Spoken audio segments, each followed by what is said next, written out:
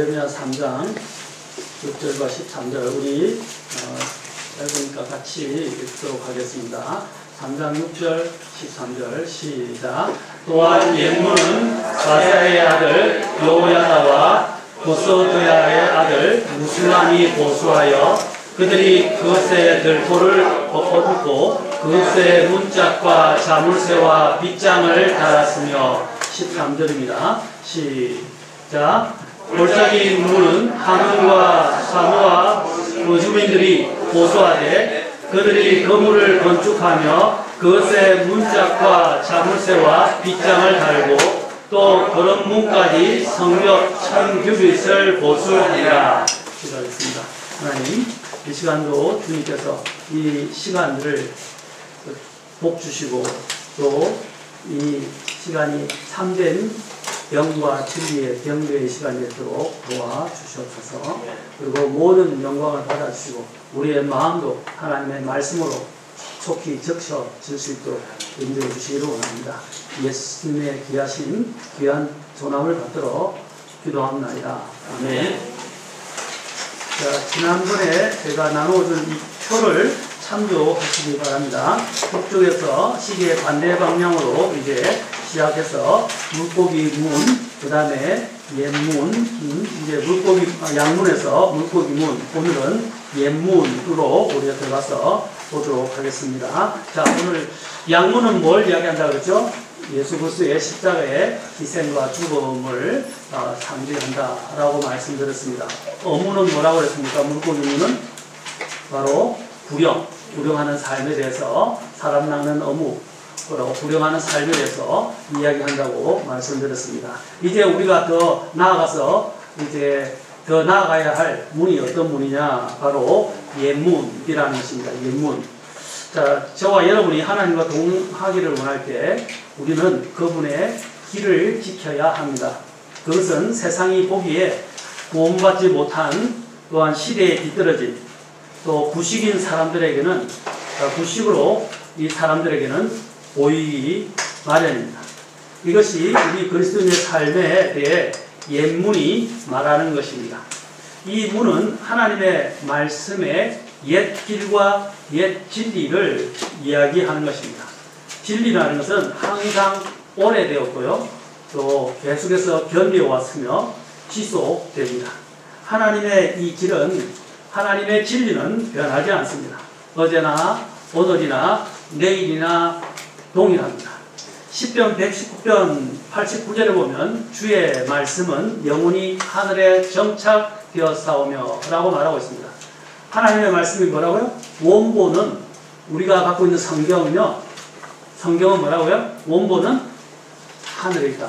아마 다음에 이후에 신약 성경에 대해서 이야기할 때 제가 이 부분에서 이야기할 것입니다. 그래서 원본은 잃어버릴 수 없어요. 이 땅에서 하나님 주신 인간이 기록한 그 원본이라고 이야기하는데 그 원본은 없어질 수밖에 없어요. 다 가져 없어져요. 그래서 지금도 존재하지 않아요. 그러나 하나님께서 어떻게 그 말씀을 보존하십니까? 하늘에 원본이 있기 때문에 가능한 일입니다. 그래서 하나님의 이 말씀은 영원히 정착되어졌고, 영원이라고 그랬죠? 영원히 하늘에 정착되어 있고 그것은 불변하고 변하지 않고 보존된다는 사실입니다.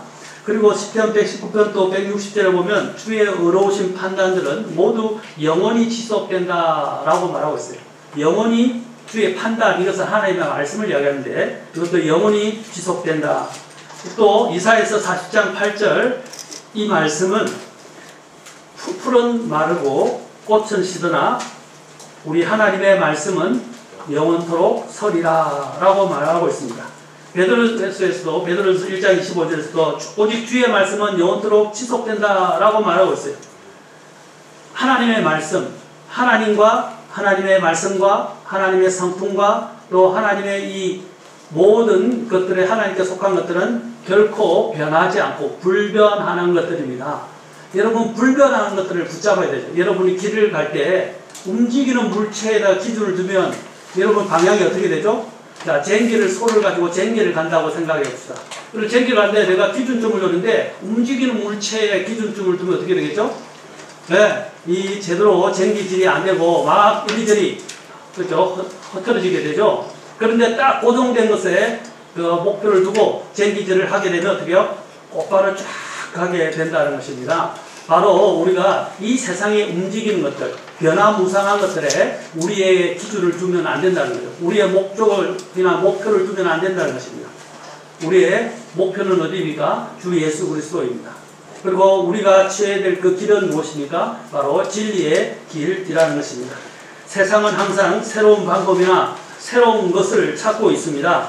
사도행전 17장에 이러한 내용이 잘 나오는데, 사도행전 17장에 보면 여러분 사도 바울이 복음을 전하는데 에피쿠르스 학파와 스토아 학파들이 이제 이 철학자들이라고 불려주는 이자들이 이제 사도 바울을 만나가지고 사도 바울이 만났는데 사도 바울이 무엇을 전냐면 예수님의 부활을 선포했습니다. 그러자 유명한 아레오파고라는 그곳에 이제 데려와서 그를 붙들고 뭐라고 하냐면 너가 말하는 것이 새 교리가 내가 말하는 이 새 교리가 무엇인지 우리가 알 수 있겠느냐라고 새 것을 찾았다는 거죠. 그리고 그들은 새 것이 아니면 안 되었다는 것입니다. 오늘날에도 보면요. 예전에 우리가 늘 알아왔던 십자가와 또 복음과 또 성경의 말씀에 대해서 사람들이 식상해해요. 고리타분하게 생각해요. 그러다 보니까 또 이것을 가운데서 이런 걸 고리타분하게 느끼는 심지어는 소위 신자들이라고 하는 사람들까지도 아주 자극적이고 센세이셔널하고 극단적인 이러한 부분들에 자꾸 관심을 가지고 나아가게 돼요. 왜 사람들이 신천지에 빠집니까? 왜 사람들이 극단적인 교리에 빠집니까? 너무 센세이셔널 하거든요. 또 뭔가 새로워 보이거든요. 자꾸 그런 것들을 찾아가다 보니까 이단에 빠지게 되는 것입니다. 특히 이렇게 독립진영교회에서 극단주의를 표방하시는 분들이 있어요. 그들을 보면 늘 보면 이 종말론에 특히 중심이 많이 되어 있고 또 굉장히 극단적인 이러한 이론들에 중심이 맞춰져서 그런 것 아니면 토론을 안 하고 이야기를 안 하고 그런 것들을 좀 더 많이 아는 것이 자신이 굉장히 영적인 것처럼 생각하면서 사람들한테 막 이렇게 이야기하고 또 자랑하고 또 그것을 가지고 서로 논쟁하고 토론하기를 좋아하는 그런 모임들도 있습니다. 근데 그런 것들은 하나님이 기뻐하시는 모임이 아니에요. 그렇죠? 그들은 늘 자극적인 것, 새로운 것들을 찾는다는 것입니다. 여기 보면 사도행전 17장 21절에서 사도 바울이 이렇게 말합니다. 자, 모든 아테네 사람들과 거기 있던 나그네들은 새로운 어떤 것들을 말하고 듣는 것 외에는 자기들의 시간을 달리 쓰지 아니하였더라. 그래서 사도 바울이 그곳에서 복음을 전할 때 이 사람들이 어떤 종류에서 에피쿠르스 학파, 스토아 학파, 여러분들이 아마 이제 세계사라든지 세계 정치 뭐 이런 거 할 때 아마 배웠을 거예요. 이 부분들에서 나중에 이거는 뭐 자세히 지금 설명할 시간이 없었으니까 뭐 검욕주의야 막 이렇게 이야기하는데 철학주의 이야기하는데 이들에 대해서 신경 쓸 필요 없고 일단은 그들은 항상 새로운 것을 찾았고 또 새로운 것들로 인해서 하나님을 제대로 알아가지 못했다는 사실입니다. 그러자 사도 바울이 그들에게 이제 하나님에 대해서 말씀을 선포하기 시작했습니다.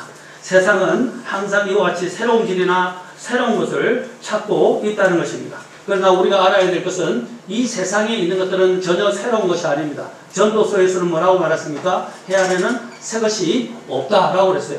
해안에는 새 것이 없다고 그랬어요. 우리는 늘 새 것이 나온다고 생각하지만 늘 있던 것이고 아까 얘기했지만 거기서 좀 발전된 것이지 그것이 새 것은 아니라는 것입니다. 자, 이 빛도 이전에 제가 한번 언급한 적이 있거든요. 여러분 그 이집트의 대왕 피라미드에 대해서 연구한 사람들이 요즘 나오는 발표 중에 하나는 그 대왕 피라미드이 무덤이 아니라 왕들의 무덤이 아니라 그것이 전기 발전소였을 것이다 라고 이야기를 하는 지금 그런 설이 굉장히 강력하게 주장되고 있어요. 그 당시도 사실은 전기가 있었다는 거예요. 그렇죠?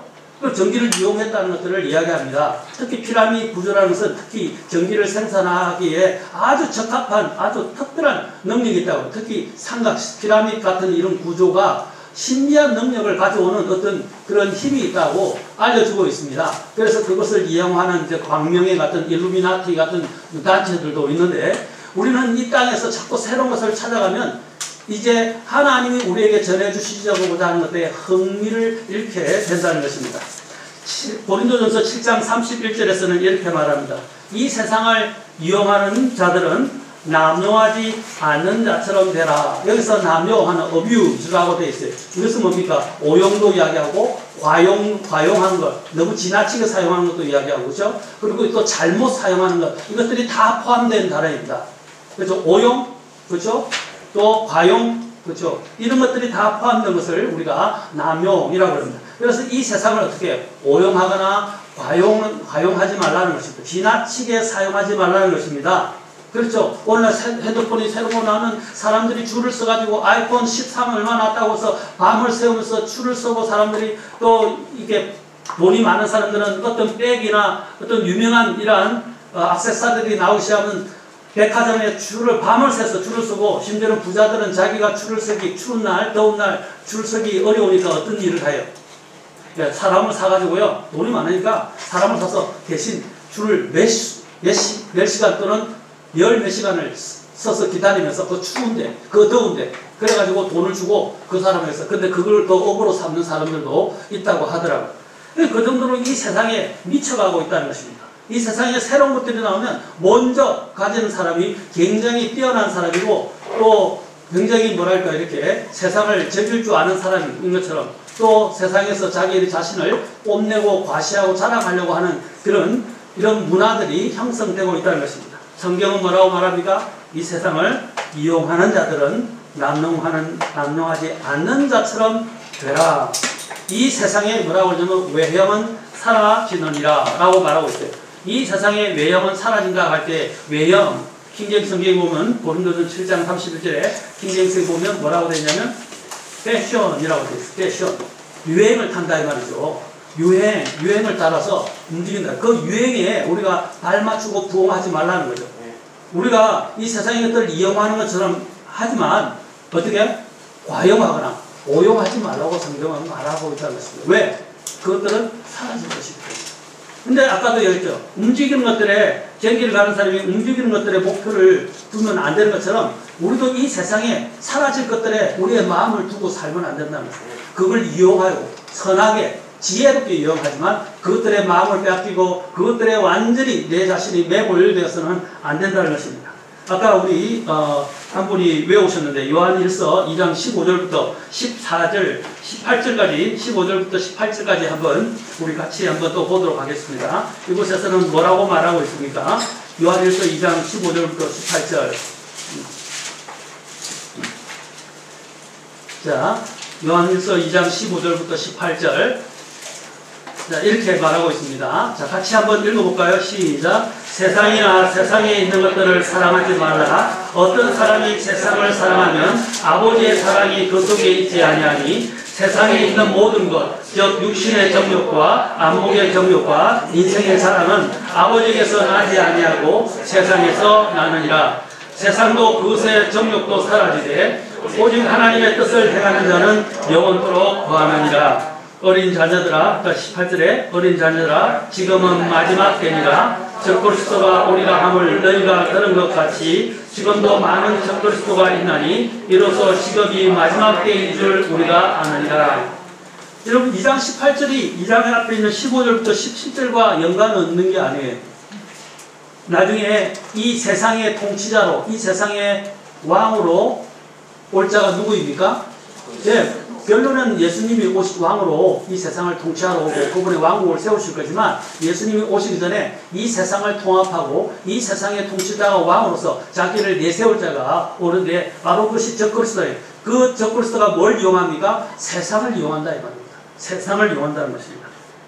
이 세상은 어떤 세상입니까? 멸망을 당할 세상이고 악한 현 세상이라고 불려지고 결국에는 불로 나중에 멸망당할 세상이라는 것입니다. 그리고 이 세상은 뭡니까? 세상은 분명히 성경에서 뭐라고 했어요? 사라질 것이다. 세상에 있는 모든 것, 그것까지도 다 사라지게 될 것이다. 그래서 세상이나 세상에 있는 것들을 사랑하지 말라라는 것입니다. 이 말은 예수님보다, 우리 주님보다 첫째 자리에 두어서는 안 된다라는 것입니다. 우리 아이들이 암송하고 있죠? 이 세상에 다른 신을 두지 마시라. 내 앞에 다른 신들을 두지 말라 그랬어요. 하나님보다 앞세우는 모든 것이 다 우상 숭배인 것입니다. 그렇게 되는 사람들은 어떤 일에 이제 빨려 들어가게 됩니까? 미끄러져 들어가게 됩니까? 적그리스도 올 때 적그리스도를 그죠? 받아들이게 된다는 것입니다. 여러분 아까 그 제가 GPT에 대해서 이야기했죠. 우리 또 한 자매님과 식사 시간에 한참을 이야기했는데 이것이 그 자매님이 놀랍게 이야기를 하다요. 야, 이제 언어가 번역 프로그램까지 들어가게 될 것 같다고 이야기하더라고요. 그리고 번역이 되면 어떻게 해요? 이게 말만 하면 모든 게 다 번역이 되고 번역에서 또 내가 요구하는 것들이 다 그 인공 AI가 다 해결해 준다는 거예요. 그래서 언어의 장벽이 무너질 것 같다라고 이야기합니다. 언어의 장벽이 무너지면 어떤 일이 나죠?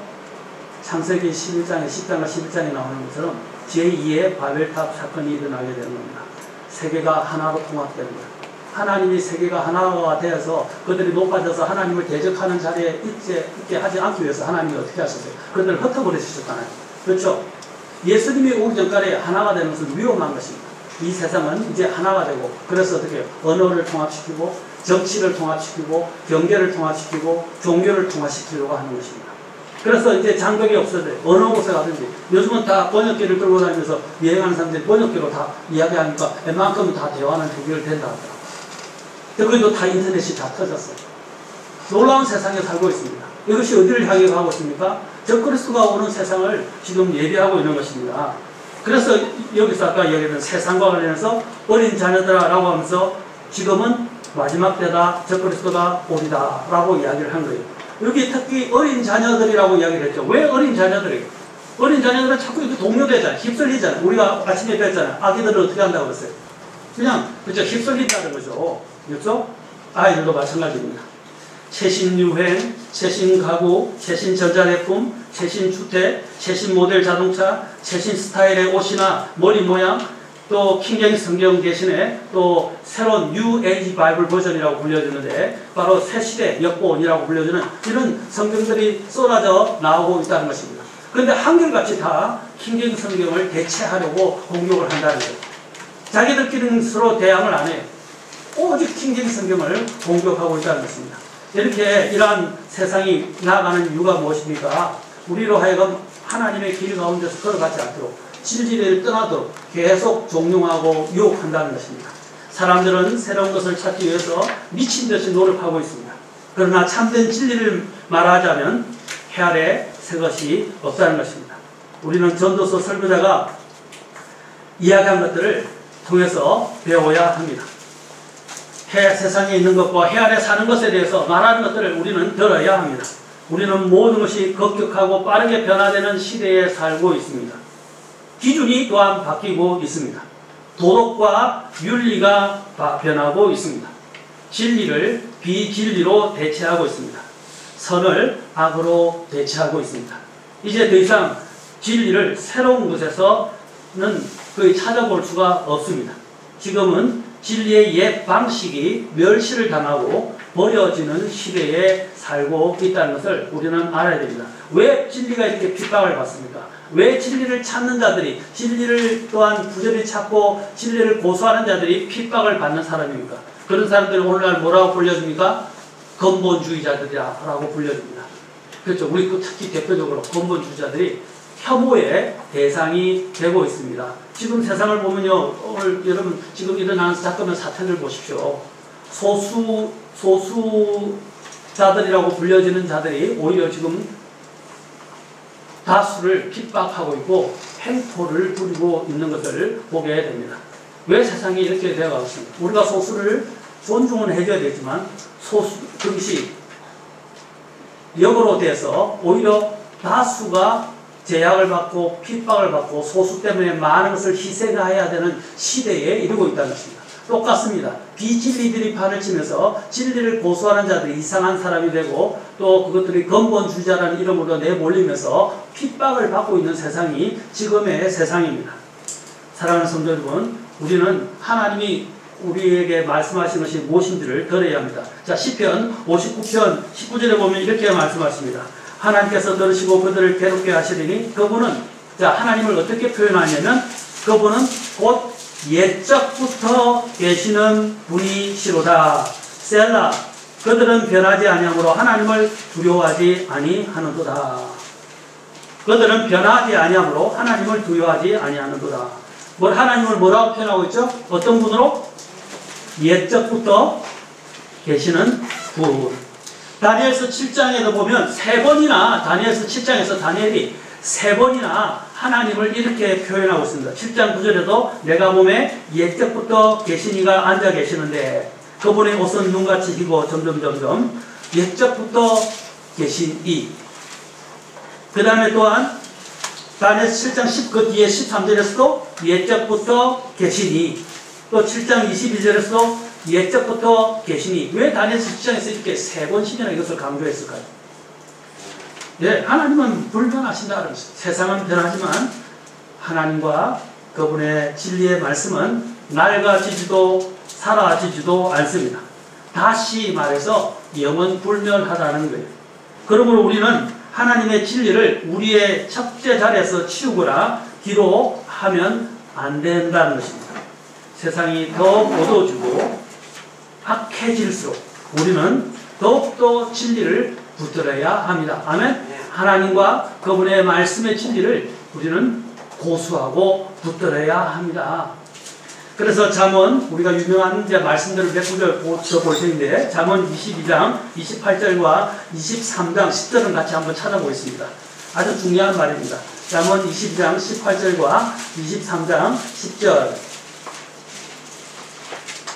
자, 이렇게 같이 읽어보겠습니다. 자, 시작. 내 조상들이 세워놓은 잠언 22장 28절, 23장 10절 두 절입니다. 같이 읽겠습니다. 시작. 내 조상들이 세워놓은 옛 지계표를 옮기지 말라. 23장 10절 앞에 시작. 오래된 지계표를 옮기지 말고. 네. 자, 여기까지만. 오래된 지계표라고 그랬죠. The old landmark라고 이야기합니다. landmark. 여기 랜드마크가 뭡니까? 우리가 한글로 표기해서 랜드마크라고 이야기하죠. 랜드마크.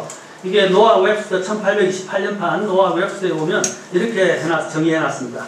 땅의 경계를 나타내는 표지, 어떤 표지나 고정된 물체, 농장, 도, 또 회지나 다른 구역의 영토의 한계를 알리거나 보존하고자 표시된 나무, 돌, 도랑이나 돌무덤. 그러니까 어떤 표식이들. 그렇죠? 아, 이거 보면 이제 자기들이 기억하고 알 수 있는 표식을 이야기합니다. 두 번째로 항해하면서 선원들의 안내자로서의 역할을 하는 지면에서 우뚝 솟은 어떤 물체, 고정된 물체라는 거죠.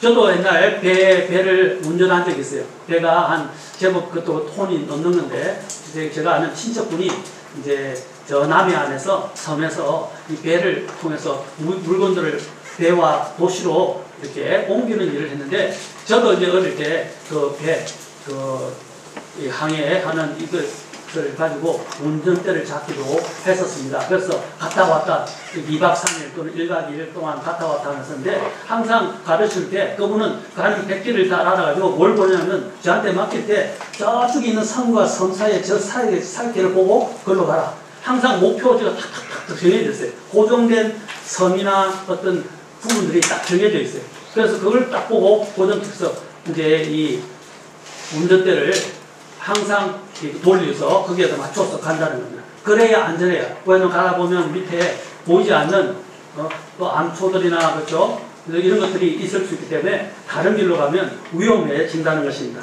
그런 것들을 바로 랜드마크라고 이야기합니다. 그래서 랜드마크는 위치를 증명하는 눈에 띄는 어떤 것이나 물체라고 정의할 수 있습니다. 우리가 길을 잃거나 낯선 지역에 가면 우리는 지도를 보면서 우리가 현재 어디에 있는지, 또 그리고 어떤 방향으로 가야 하는지를 말해주는 표지판이나 랜드마크를 찾기 시작합니다. 그래서 우리가 어디야? 하면 저기 큰 건물 이렇게 몇 층짜리 이게 이름이 뭐라고 써있네? 이렇게 이야기하잖아요. 그게 일종의 하나의 랜드마크라고 이야기할 수 있습니다. 또 어떤 때는 우리가 출발하거나 시작한 지점이나 시점을 재확인할 필요가 있어서 출발점으로 다시 돌아갈 때가 있는데, 그때 또 바로 이 지점을 내가 시작 지점으로 생각할 거야. 이 지점을 내가 잊지 말아야 할 것으로 생각할 거야 하는 것입니다.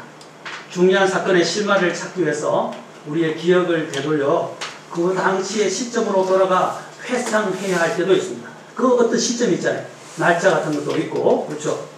또 생일이나 결혼 기념일과 기일과 같이 중요한 날을 기억하고 기념하기도 합니다. 여기에 계신 분들은 특히 남자들은 아내의 생일이나 결혼 기념일을 잊어버리면 큰일 나죠. 저는 이제 쫓겨나기 일상입니다. 그래서 잊어버리는 사고를 치면 안 되겠죠. 그것도 사실 하나의 랜드마크라고 이야기할 수 있어요. 남편들 반응 안 하시네요. 자, 어떤 형제님은 누구라고 이야기는 안 하겠습니다. 아기를 출산하는 날 그 자리에 없었다고 해서 결혼한 지 수십 년이 되었는데도 여태까지 안양에서 그 장소에 없었다고 구박과 핍박을 받으며 산다는 이야기를 들었습니다. 네, 잊어버리면 안 되는 알고 꼭 해야 되죠. 어떤 분들은 결혼 기념일 잊어버린 바람에 아내가 마음이 상하고 화가 나서 이제 며칠 동안 밥도 챙겨주지 않아서 아주 혼이 난 기억이 있다고 또 이야기도 들었습니다. 여러분 아무리 바빠도 이날은 꼭 기억하고 챙겨줘야 되겠죠. 앞으로 남은 나날을 편하게 살려면 그렇게 해야 됩니다. 자, 제가 우스갯소리를 했는데 이와 같이 중요한 것들을 기억하는 것, 이것은 굉장히 중요합니다. 여러분 대부분은 오랫동안 방문을 못했다가 몇 년 후에 그곳에 갔는데 여러분이 찾고자 했던 그 큰 것들, 랜드마크가 없어지면 어떻게 되겠어요? 아마 당황하거나 놀란 적이 있을 것입니다. 저도 고향을 방문했을 때 이전에 있었는데 없어졌네? 새로운 것이 생겼네? 그래서 기억이 헷갈리는 거예요. 흔들리고. 그런 적도 있었다는 것입니다. 우리 모두는 과거의 삶에 기념비적인 이러한 랜드마크를 기억할 것이라고 저는 믿습니다. 그것이 대단히 기뻤던 추억의 사건일 수도 있고 아프고 고통스러운 해상이나 후회의 순간이 될 수도 있습니다. 랜드마크는 우리의 정체성과 현재의 우리의 위치와 우리가 도달해야 될 목적지로 안내해주는 중요한 영적 표지이자 경계표인 것입니다. 그래서 하나님께서 여기서 말한 것은 단지 유대인들 사이에 있던 하나의 그 땅의 경계표만을 말하는 것이 아니에요. 주님이 이 오래된 이 옛 경계표를 옮기지 말라고 이야기한 것은 바로 우리의 믿음과 관련해서 말씀하신 거예요. 우리의 믿음의 경계표, 우리가 꼭 기억해야 될 것들, 그것들을 잊어버려서는 안 된다는 것입니다. 제가 구원의 간증을 사람들에게 적으라고 하는 이유가 뭐냐면 자신의 구원을 다시 회상하면서 내가 어느 때 어떤 방식으로 하나님의 은혜에서 구원받았는지를 그때를 기억하면 어떻게 해요? 마음이 뜨거워지게 돼요. 그리고 그날을 제가 항상 구원 상담하는 사람들에게 이 날을 당신의 랜드마크로 삼으십시오 라고 이야기합니다. 두 가지 말합니다. 삶의 전환점인 터닝 포인트 또는 랜드마크로 삼으십시오. 왜냐하면 지금은 몰라도 때가 되면 내가 마음이 막 흔들리고 구원의 의심이 찾아올 때가 있어요. 그럴 때 우리는 어떻게 해야 됩니까? 내 감정에 내 자신을 두지 않아요. 우리는 어디 해야 됩니까? 하나님이 나를 이때 하나님의 말씀의 약속을 믿고 그때 나를 건져주신 그것을 우리는 우리의 믿음의 기반을 두는 거예요. 우리의 감정은 변합니다. 흔들릴 수 있어요. 그런데 우리는 뭡니까? 하나님의 말씀, 하나님이 약속하신 것, 하나님이 이루어주신 것은 변하지 않습니다. 그래서 그 날을 기억하는 것은 중요해요. 그래서 그 날을 기억하라고 하고 영적 생일입니다 라고 이야기를 해줍니다. 그러면 어떻게 해요? 내가 구원의 의심이 찾아올 때 어떻게 해야 합니까? 그 날을 탁 짚고 마귀야 내가 이날 구원받았어. 너는 더 이상 나를 흔들 수 없어. 하나님이 약속하셨고 하나님이 이 약속하신 대로 나를 구원시켜 주셔서 하고 그 날짜 그때 시기를 딱 이야기하면 어떻게 해요? 마귀가 더 이상 공격할 수 없어요. 그러면 나의 믿음도 더 굳건해지게 되는 것입니다. 그래서 구원의 간증을 적으면서 정리를 하라는 거예요. 내 삶의 랜드마크를 확 찍으라는 거예요. 이것은 대단히 중요한 것입니다. 그래서 랜드마크는 나의 정체성, 내 위치, 또 내가 도달해야 할 목적지가 어딘지를 보여주는, 지시해주는 중요한 표지판이자 경계표라고 할 수 있을 것입니다. 또 어떤 때는 그 랜드마크가 우리를 위험으로부터 지켜주거나 보호해주는 지계표가 될 수 있습니다. 아까도 얘기했죠. 구원을 의심하게 될 때, 그 구원의 의심을 더 가라앉히고 확실하게 다시 한번 내 자신의 구원을 확신할 수 있도록 만들어주는 지계표가 될 수도 있기도 합니다. 우리 이 랜드마크는 각 개인뿐 아니라 모든 그리스도인들에게나 모든 교회들에게도 너무 중요한 것이라는 것입니다. 특히 근본주의 독립침례교회에서는 더욱더 중요한 것들이 있죠. 그 킹제임 성경과 우리가 근본적인 또한 이런 전천년주의 교리라든지 이러한 것들이 다 있다는 사실입니다. 우리가 그것을 잊어버려서는 안 됩니다. 그것들이 있다는 것은 우리가 어느 길로 가야 하고 또 어떤 좁은 길을 걸어가야 하는지를 우리에게 잘 계속 상기시켜 줍니다. 이후에 사람들이 어려워지거나 여러 가지 그렇죠 핍박이 오게 되거나 반대가 있게 되면 사람들은 흔들리거든요. 그럴 때 어떻게 해요? 이 좁은 문이 생명으로 인도하는 길이라는 것을 내가 알고, 그렇죠? 그것을 마음에 새기고 나면 다시 이길 수 있습니다. 그리고 하나님께서 또 그것을 생각하게 될 때 마음속에서 이길 수 있는, 극복할 수 있는 힘이 주어지게 된다는 사실입니다. 현 배교의 시대의 큰 문제는 바로 이런 도덕적 랜드마크, 윤리적 랜드마크, 종교적 랜드마크, 영적인 랜드마크가 자꾸 옮겨지거나 제거되거나 사라지고 있다는 사실입니다. 여러분, 우리는 그것들이 옮겨지지 않도록 해야 됩니다. 정말 그것을 보게 되는 것은 안타까운 일입니다. 이사야서 9장 10절에서는 이렇게 말하고 있습니다. 벽돌이 무너졌으나 우리는 다름은 돌로 쌓고 돌 무화과 나무들이 찢겼으나 우리는 백향목들로 그것들을 대체하리라. 이렇게 이야기하고 있어요. 이 사람들은 이것을 대체할 수 있다라고 이야기를 해요. 세상적인 다른 것들로 대체하고자 한다는 거예요. 그런데 우리는 그런 시대에 살고 있습니다. 그러나 우리의 믿음은, 우리의 눈은 옛것으로부터, 그렇죠? 옛것에서부터 떼지면 안 돼요. 시선을 돌리면 안 된다는 것입니다. 그것에 시선을 두고 살아가야 됩니다. 슬프게도 그리스도인들의 삶과 가정과 교회의 옛 문이 무너지고 있음을 우리는 보게 됩니다. 옛 그리스도인과 교회가 세상과 적당히 타협하며 진리의 옛길에서 표류하고 심지어 그 진리가 서 있던 곳까지 이제 그 있던 곳에서부터 이제 그 모든 것들을 내버리고 있는 것을 보게 될 때 정말 안타까움을 금할 수 없습니다. 이런 타협과 타락과 배교의 모습을 보시는 하나님의 마음은 어떠실까요? 그러나 우리가 이 오래된 진리를 낡은 것, 고리타분한 것이라고 무시한다면 영적인 벽은 무너지게 될 것이고 영적인 문은 무너지게 될 것이고 외부의 적들이 우리의 영혼에 접근하여 침투할 수 있게 될 것입니다. 여러분, 옛 길은 우리가 그 길을 걸을 때만이 우리 영혼이 안전하게 쉬며 오갈 수 있는 선한 길입니다. 우리는 교회가 진리의 기둥과 터라는 사실을 잊어버리지 말아야 합니다. 디모데전서 3장 15절에서 분명히 말하죠. 이 집은 살아계신 하나님의 교회요 진리의 기둥과 터다라고 말하고 있습니다. 지금은 그 어느 때보다도 하나님의 옛 문으로 들어가야 하고 옛 길로 걸어가야 할 때입니다.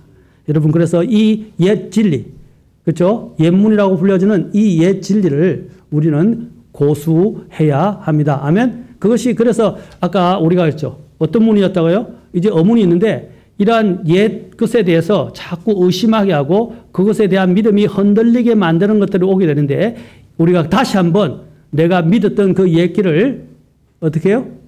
돌아보고 또한 이것을 고수해야 한다는 것입니다. 여러분, 에베소 교회의 가장 큰 특징이 뭐였어요? 처음 사랑을 버렸죠. 처음 사랑을 버렸다는 사실입니다. 그러니까 어떻게 해요? 에베소 교회가 점점 더 이제 교회 시대를 보면 라오디게 시대를 보면 어떻게 해요? 교회가 점점 거의 다 하락하는 길을 가게 되고 마지막 라오디게 시대는 주님이 없는 그런 교회 시대를 주님이 교회의 중심이 없는 그러한 모습을 발견하게 됩니다. 그게 마지막 때라는 거예요. 그래서 실제로 에베소 교회가 초대 교회였는데 에베소 교회가 지금 가보면 에베소 교회가 어떻게 되는지 아십니까? 폐허예요, 폐허. 그것이 어디서부터 출발했다고요? 처음 사랑을 버린 데서부터. 그 처음 사랑은 뭘 이야기하십니까? 하나님 주신 그 진리를 고수하는 것들이 약해지기 시작하는 때부터 시작됐다는 것을 우리는 잊어버려서는 안 됩니다. 자, 두 번째로 우리는 또 오늘 처음부터 이야기하면 네 번째고 오늘의 두 번째 시간으로 골짜기 문에 대해서 보도록 하겠습니다. 3장 13절이었죠.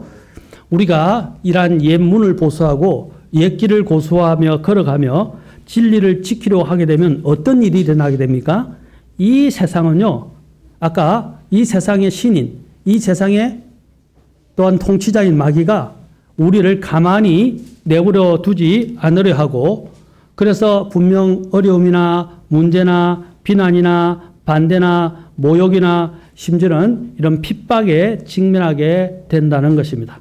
이것이 바로 골짜기 문이 이야기하는 거예요. 여러분, 우리가 아까 옛 것들을 고수하니까 어떻게 해요?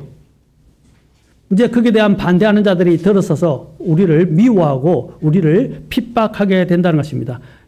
그때 제가 이제 우리 한 형제가 간증했는데 내가 이제 잘못 살다가 주님을 믿게 되면 어떻게 하는지 아세요? 야, 너 옛날에 안 그랬잖아. 너 왜 변했어? 너 상종 못할 인간이네? 그렇게 이야기를 한다고요. 저도 처음에 구원을 받았다가 우리 아까 박영규 형제가 간증한 것처럼 저도 대학생활 때 좀 방황하고 흔들리고 또 죄를 하나님 앞에서 부끄러운 죄들을 지었어요. 그런데 지었다가 어느 날 하나님의 은혜로 제가 다시 회심해서 돌아가게 됐어요. 그래서 완전히 제가 변했어요. 제가 하던 모든 이런 것들을 다 끊게 됐을 때 제 주변에 있는 친구들이 놀랐어요. 너 옛날에 안 그랬잖아. 너 옛날에 이런 것도 이런 같은 세상적인 것들을 오락들을 또 여러 가지 죄악들을 같이 다 즐겼잖아. 그런데 왜 그러지? 너 미친 거 아니야? 너 이상해진 것 같아? 그래서 친구들이 떠나가기 시작했어요. 다. 물론 힘들었죠. 친구들이 떠나가고, 그렇죠? 이제 가는, 그러나 저는 마음은 즐거웠어요. 왜? 하나님과 함께 있는 것이 너무 기뻤기 때문에. 그렇죠? 자, 그렇게 될 때 우리가 세상으로부터 미움도 받게 되고, 오해도 받게 되고, 반대도 받게 되고, 또 핍박도 받게 된다는 거예요. 또 제가 예수님을 믿고 난 뒤부터 집안에서 핍박이 시작됐었어요. 그때 상당히 힘들었습니다. 그러나 제 안에 있는 이 빛, 이 안에 있는 생명은 결코 제가 놓을 수 없었어요. 예수님이 없다면 저는 죽은 모습과 같았고 저는 완전히 버림받은 자와 같았기 때문입니다. 그래서 저는 예수님을 붙잡기로 결단을 했었습니다. 여러분, 이것이 바로 골짜기 문이 말해주는 것입니다. 마태복음 5장 10절과 11절에서 예수님께서 말씀하셨어요. 의로 인하여 핍박받는 자들은 복이 있나니 하늘의 왕국이 그들의 것이기 때문이요. 그다음에 11절에 나로 인해 사람들이 너희를 욕하고 핍박하며 너희를 대적하여 거짓으로 온갖 종류의 악한 일을 말할 때에 너희에게 복이 있나니 라고 말씀하고 있습니다. 디모데후서 3장 12절 우리 이것도 한번 같이 읽어볼까요? 디모데후서 3장 12절. 자, 우리가 세상에서 정말 그리스도인의 양심을 갖고 정말 그리스도인답게 살려고 하면 어떤 일들이 일어납니까? 반대와 핍박이 당연히 오게 된다는 것입니다. 자, 디모데후서 3장 12절 같이 읽겠습니다. 시작. 참으로 그리스도 예수님 안에서 하나님의 뜻대로 살고자 하는 자는 모든 자는 핍박을 받을 터이나. 여기서 하나님의 뜻대로 산다는 것은 경건하게 살고자 하는 자는 이제 앞으로 경건으로 바뀝니다. 경건하게 살고자 하는 자는 모든 자는 핍박을 받을 터이나. 그러나 사도 바울은 우리에게 자신 있게 이야기합니다. 고린도후서 4장 9절에 핍박을 받으나 버림받지 아니하며 거꾸로 뜨림을 당하나 망하지 아니하고 라고 이야기를 하고 있습니다. 절대로 넘어지지 않는다는 거죠. 우리 안에는 이 세상보다 더 강하신 분이 계시잖아요. 그렇죠? 절대로 불변하신 분이 계시잖아요. 그래서 고린도후서 12장 10절에서 사도 바울은 또 이렇게 고백합니다. 그러므로 내가 그리스도로 인하여 연약한 것들과 치욕과 궁핍과 핍박과 고난 당하는 것을 기뻐하노니 내가 약할 그때에 내가 강하니라. 아멘. 여러분, 바로 이런 것들을 충분히 견디고 오히려 그것을 기뻐한다는 거예요. 왜? 아까 그런 자들은 마태복음에서 산상수훈 주님이 말씀하실 때 뭐라고 그랬어요? 복이 있다라고 말씀하셨죠. 오늘 여기 있는 골짜기 문은 시편 23편 4절에 있는 사망의 그늘진 골짜기를 우리에게 기억나게 해줍니다. 시편 23편 4절에 보면 주님은 나의 목자시니 내가 부족함이 없으리로다 그랬죠. 그죠? 나를 푸른 초장에 누우시고 실 많은 물가로 인도하신다. 아주 좋은 말씀이 나오죠. 그런데 그 뒤에 이제 어떤 일이 일어나요? 내가 사망의 그늘진 골짜기를 다닐지라도 나온다는 거죠. 여러분, 우리가 살다 보면 항상 모든 것이 편안하고 좋을 수만 없어요. 그렇죠? 또 이런 사망의 그늘진 골짜기를 걸어가야 할 때도 다녀야 할 때도 있다는 사실입니다. 예. 그런데 우리가 그 가운데서도 우리가 절대로 낙심하지 않고 절망하지 않고 우리가 안심할 수 있는 이유는 무엇입니까? 그 뒤에 나오잖아요. 주께서 나와 함께 하시며 주의 막대기와 주의 지팡이가 나를 위로하시나이다. 아멘. 골짜기의 기본적인 의미는 산과 산 사이에 있는 공간을 이야기하죠. 그런데 우리가 그것이 어떤 때는 험난하기도 하고 또 돌들이 많고 걸어 다니기 어려운 골짜기일 수도 있고요. 또 그늘지기 때문에 어둡거나 이럴 때는 또 바람도 많이 불고 춥기도 합니다. 특히 여러분 골짜기가 산과 산 사이인데 옛날 왕야에는 수많은 광야에는 이런 골짜기들이 많았어요. 그 골짜기들의 특히 이 광야길을 걸어가는 이스라엘 백성들에게 있어서는 여러 가지 위험한 것들이 많이 있었어요. 또 여러 가지 짐승, 그렇죠? 짐승과 같은 짐승의 존재들도 있고 독사들도 있었고 심지어는 광풍도 있고 추위도 있고 더위도 있고 또 그 안에서 여러 가지 일어나는 일들이 많았다는 것입니다. 특히 모래 폭풍 같은 것들이 일어나게 되면 어떻겠습니까? 우리가 지금 작은 산 이런 골짜기만 생각하지 말고 큰 광야에 엄청나게 넓은 그 광야에 또 산과 산 사이도 하나의 골짜기라고 할 수 있습니다. 때로는 골짜기가 우리를 잘 지켜주는 또 보금자리가 될 수도 있지만 보금자리보다는 좀 안식처가 될 수 있지만 때로는 그것들이 또한 위험에 처할 수 있고 또 햇볕이 들어오지 않기 때문에 여러 가지 특히 어두워지게 되면 더 어려울 수도 있습니다. 그래서 그러한 골짜기를 걸어갈 때 우리는 많은 위협 속에서 두려움과 공포에 떨 수도 있습니다. 이 세상에 우리가 살다 보면 수많은 우리가 예기치 않은 이런 상황들, 우리를 위협하는 상황들에 맞닥뜨릴 수 있습니다. 특히 대표적으로 우리가 그리스도를 믿고 따르게 될 때 이 세상은 우리를 싫어하고 우리를 반대하며 우리를 위협하고 우리를 미워하고 또 우리를 또 여기서 핍박할 수도 있다는 것입니다.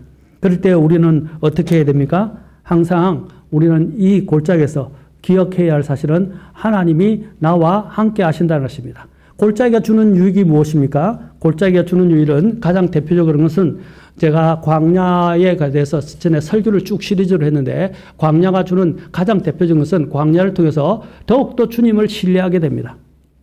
광야를 통해서 주님을 배우게 돼요. 두 번째는 그 광야를 통해서 뭐래요? 신명기 8장에 전에 이야기했죠? 하나님을 더 경외하는지 그 다음에 너희 마음속에 무엇이 들어있는지 세 번째로 뭡니까? 너희를 낮추시게 하시며 라고 되어 있어요. 너희를 낮추게 한다는 것입니다. 자, 골짜기를 통해서 더욱더 다른 것을 절대 의지할 수 없으니까 다른 것들을 의지하면 어떻게 해요? 그것들이 나를 보장해 주고 지켜주지 못하니까 그래서 어떻게 해요?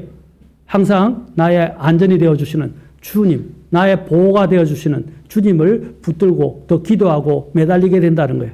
주님이 아니면 해결할 수 없습니다. 특히 진퇴양난의 이런 상황에 빠졌을 때 우리는 어디를 보게 됩니까? 사방을 둘러봐도 우겨쌈을 당해서 소망이 없어요.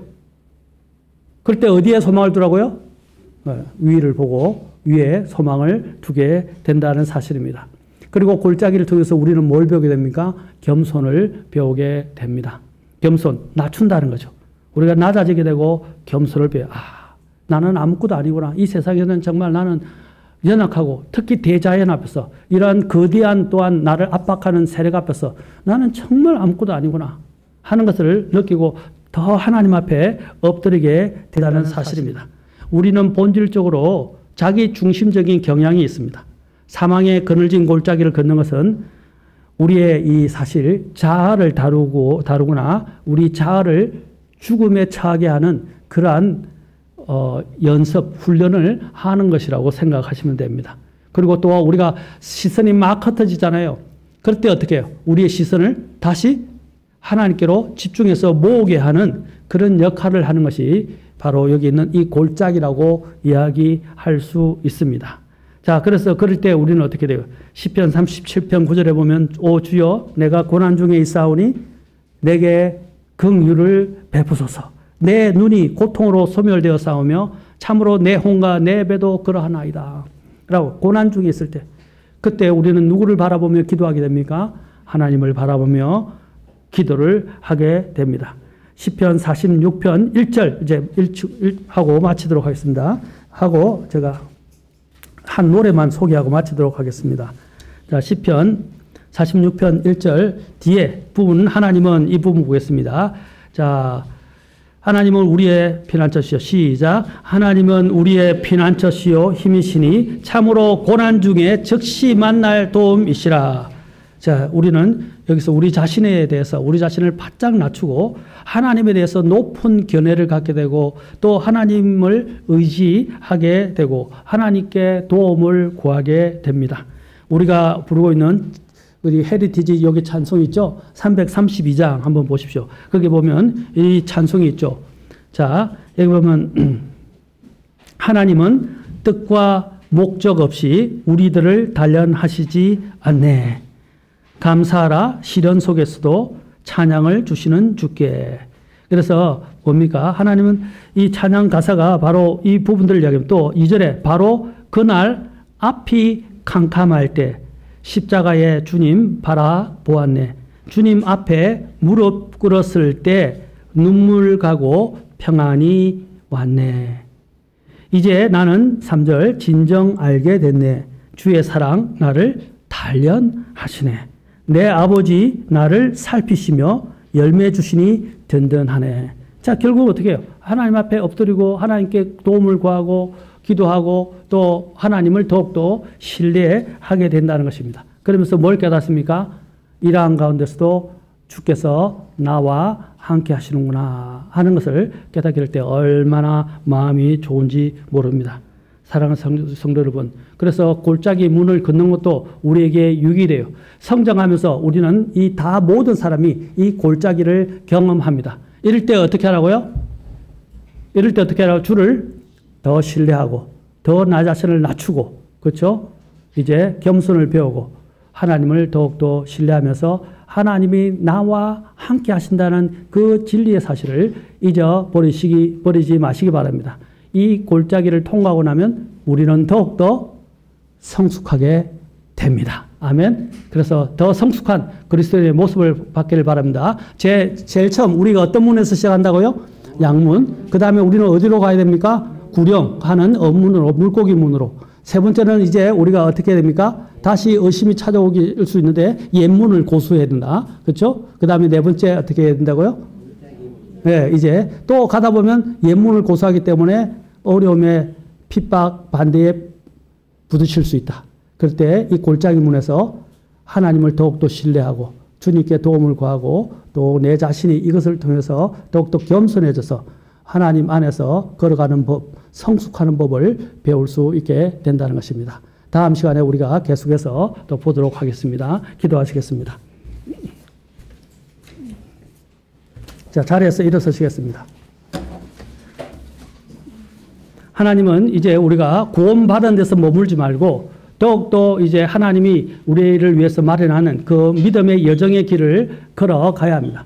이제는 구령의 길로 걸어가야 되고 더 나아가서는 옛 길을 고수하고 옛 길을 더 잘 알아가고 또 옛 진리를 고수하는 믿음으로 나아가야 되고 또 반대에 무릅쓰더라도 이 반대의 문을 통해서 우리는 한층 더 하나님을 신뢰하고 또 성숙하게 되는 그러한 여정들을 끝까지 계속 해야 합니다. 하나님이 그 여정으로 우리를 단련시키시면서 우리를 만들어가고 계십니다. 우리는 그 길에서 지치지 않고 낙담하지 않고 계속 걸어갈 수 있도록 주님이 인도해 주시도록 또 주님을 더욱더 의지하고 나아가도록 기도하시지 않겠습니까? 그러면 하나님이 함께 하시는 하나님이 우리를 도우실 것입니다. 오늘 주님, 제가 이 문을 통해서 더 성숙해지도록 도와주시고 여러 가지 경험들을 통해서 더 견고한 그리스도인으로 자리매김할 수 있도록 도와주십시오. 라고 기도하시지 않겠습니까? 어느 문까지 가시겠습니까?